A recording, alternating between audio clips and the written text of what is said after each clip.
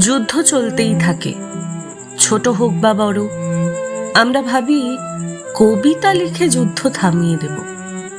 কবিদের কেউ পাত্তাই দেয় না, পাত্তা দেয় বিজ্ঞানীদের, যারা নতুন নতুন অস্ত্র আবিষ্কার করে চলেছেন। তা প্রয়োগ হয়ে চলেছে ছোট যুদ্ধগুলো। বাড়ি ঘর শহর মনে হয় পাঁপড়ের তৈরি। যুদ্ধ কখনো ফুরোবে না, আমরা ফুরব। দেশে দেশে সৈন্যদল থাকবে, আমরা হাত কামড়াবো। একদল শাসককে টেনে নামাবে এক যুদ্ধ, তাদের টেনে নামাবে আর এক যুদ্ধ। আমরা সাধারণ মানুষ সিঁটিয়ে থাকব।